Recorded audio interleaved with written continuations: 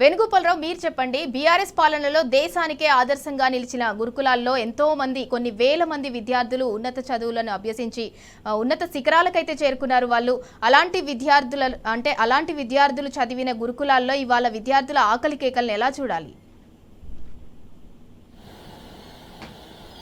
అంటే గతంలో చూసుకుంటే బీఆర్ఎస్ సర్కార్ హయాంలో సింధూర అంటే కేజీ టు పీజీ కాదు అంటే విద్యపై కూడా పెద్ద ఎత్తున పెట్టుబడి పెట్టినటువంటి సందర్భం ఉంది. ఇటు వైద్యము విద్య మీద కూడా పెద్ద ఎత్తున ప్రభుత్వం అంటే నిధులు కేటాయించినటువంటి పరిస్థితి. ముఖ్యంగా చూసుకుంటే ఒక్కొక్క గురుకులంలో కూడా ఒక విద్యార్థికి 1,25,000 రూపాయలు కూడా ఖర్చు పెట్టినటువంటి పరిస్థితి.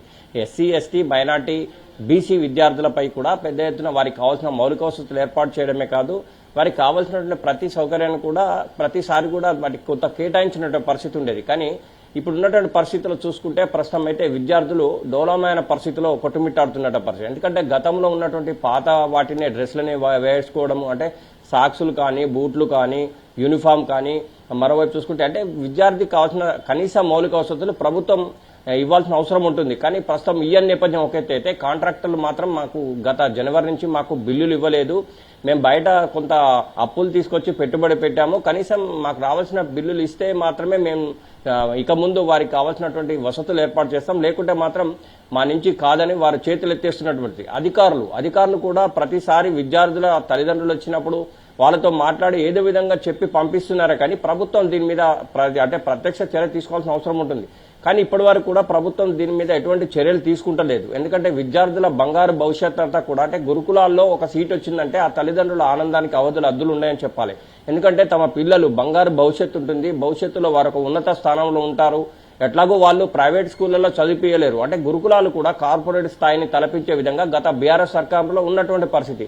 కానీ ప్రస్తుతం అయితే మౌలిక వసతులు లేక చాలా ఇబ్బందులు పడుతున్న నేపథ్యంలో తల్లిదండ్రులు కూడా ఇబ్బంది పడుతున్నారు. అంటే వీళ్ళే కాదు సింధూరా, ఇంకోవైపు చూసుకుంటే గత వారం రోజుల క్రితం కూడా బెస్ట్ అవైలబుల్ స్కూల్ సంబంధించినటువంటి విద్యార్థుల తల్లిదండ్రులు కూడా కలెక్టర్ కార్యాలయం ముందు వచ్చి ధర్నా చేసినటువంటి పరిస్థితి. ఎందుకంటే గతంలో ఇచ్చినటువంటి పెండింగ్ బిల్స్ ఇప్పటి వరకు ఇవ్వలేదు. ఈ నేపథ్యంలో ప్రైవేట్ స్కూల్స్ కు సంబంధించినటువంటి అంటే బెస్ట్ అవైలబుల్ స్కూళ్లలో జాయిన్ అయినటువంటి విద్యార్థులకు సంబంధించినటువంటి యాజమాన్యాలు వారిని ఇంటికి పంపిస్తున్నటువంటి పరిస్థితి. ఈ నేపథ్యంలో కూడా విద్యార్థుల తల్లిదండ్రులు కలెక్టర్ కార్యాలయం ముందు ధర్నా చేసినటువంటి పరిస్థితి ఉంది.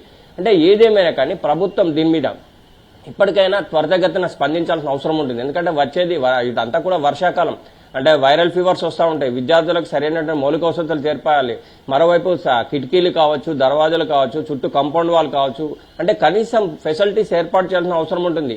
ఒక తల్లిదండ్రులు తమ పిల్లలను ఒక హాస్టల్లో ఒప్పయిపోయినప్పుడు తమకు అంటే వారు ఒక బంగారు భవిష్యత్తు ఉంటుంది, ఒకరి చేతిలో అప్పయిపోయినప్పుడు వాళ్ళు చాలా బాధపడుతున్నటువంటి క్షణాలు మనం చూస్తాం. కానీ వారికి కనీస మౌలిక వసతులు లేక, సరైనటువంటి భోజనం లేక, మరోవైపు దానికి సంబంధించిన హాస్టల్లో ఫెసిలిటీస్ లేక, అంటే చదువుకోవడానికి పుస్తకాలు లేక, అంటే ఇలాంటి ఫెసిలిటీస్ లేవని పిల్లలు తల్లిదండ్రులకు ఎప్పుడన్నా ఒకసారి వచ్చినప్పుడు చెప్పినప్పుడు వాళ్ళ బాధ వర్ణనాతీతంగా ఉంటుంది, దాన్ని ఎవరు తీర్చలేరు. కనుక ప్రభుత్వం ఇలాంటి చర్యలకు పూనుకోకూడదు. ఎందుకంటే విద్యార్థుల బంగారు భవిష్యత్తు ఉంటుంది, బంగారు భవిష్యత్తును కాపాడంటే ప్రభుత్వం చేతిలో ఉంది.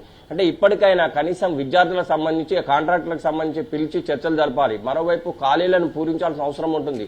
ఇప్పటి వరకు కూడా ఖాళీలు పూరించలేదు. అంటే విద్యార్థులకు సరైనటువంటి విద్యను నేర్పాలంటే దానికి అనుగుణంగా ఉన్నటువంటి లెక్చరర్స్ కూడా ఉండాల్సిన అవసరం ఉంటుంది. కానీ అది కూడా లేని నేపథ్యం. అంటే ఇప్పటికైనా ప్రభుత్వంకి తల్లిదండ్రులు కూడా విజ్ఞప్తి ఏం చేస్తున్నారంటే తమ పిల్లలకు కనీస మౌలిక వసతులు ఏర్పాటు చేసి వారికి కావాల్సినటువంటి అంటే విద్యతో పాటుగా కనీసం భోజన సౌకర్యం ఏర్పాటు చేయాలని కూడా చెప్తున్నటువంటి పరిస్థితి ఉంది.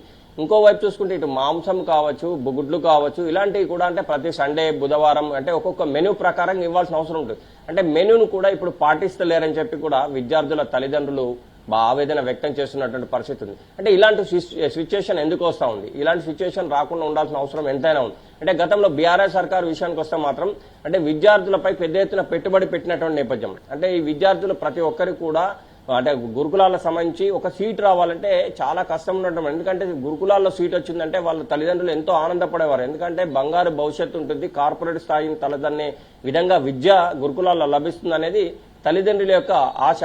కానీ ఇప్పుడున్నటువంటి పరిస్థితుల్లో ఆ ఆశ నిపాతమైపోతున్నటువంటి పరిస్థితి అయితే కనిపిస్తుందని చెప్పి ఆవేదన వ్యక్తం చేస్తున్నటువంటి పరిస్థితి. అంటే ఏదేమైనా కానీ ఇప్పటికైనా ప్రభుత్వం దీనిపై స్పందించాల్సిన అవసరం ఉంది. లేకుంటే మాత్రం కాంట్రాక్టర్లు చేతులెత్తేస్తే విద్యార్థుల బంగారు భవిష్యత్తు కాస్త అంధకారమయ్యే అవకాశం ఉంటుంది. కనుక ఇప్పటికైనా ప్రభుత్వం దీనిపై చర్యలు తీసుకోవాలని చెప్పి వీటి విద్యార్థులే కాదు విద్యార్థుల తల్లిదండ్రులు చెప్తున్నారు. అధికారులు మాత్రం ప్రతిసారి పోయి విద్యార్థులతో కాంట్రాక్టర్లతో అంటే ఏదో విధంగా సముదాయం చెప్తున్నారు, కానీ ఎంతకని చెప్పగలుగుతారు వీళ్ళు మాత్రం చెప్పలేని పరిస్థితి ఉంది. కనుక ప్రభుత్వమే దీని మీద దూరదృష్టి సారించాల్సిన అవసరం ఉంది. అంటే గతానికి ఇప్పటికి ఉన్నటువంటి తేడా కూడా పిల్లలే కాదు పిల్లల తండ్రులందరూ కూడా ఆలోచించి ఆవేదన వ్యక్తం చేస్తున్న పరిస్థితి అయితే మనకు కనిపిస్తుంది సింధూర. ఏదేమైనా కానీ అంటే రేపు అని మనకు సమాచారం అవుతుంది, రేపటి నుంచి కాంట్రాక్టర్ లేదు, దీనికి సంబంధించి మేము పట్టించుకోము, మేము మా బిల్లులు పెండింగ్ బిల్లులు ఇస్తేనే మేము దీని మీద మేము ముందుకెళ్తాం, లేకుంటే మాత్రం కనీసం వారికి రావాల్సిన ఫుడ్ ఫెసిలిటీస్ కూడా మేము ఏర్పాటు చేయలేని పరిస్థితిలో ఉన్నాము, అప్పులు తెచ్చామని చెప్పి వాళ్ళు ఆవేదన వ్యక్తం చేస్తున్నారు. కనుక అక్కడి దాకా పోకుండా ప్రభుత్వం వెనువెంటనే చర్యలు తీసుకోవాల్సిన అవసరం ఉంటుంది. పిల్లల బంగారు భవిష్యత్తును దృష్టిలో ఉంచుకొనైనా దీని మీద తగిన చర్యలు తీసుకోవాల్సిన అవసరం ఎంతైనా ఉందని చెప్పొచ్చు సింధూర.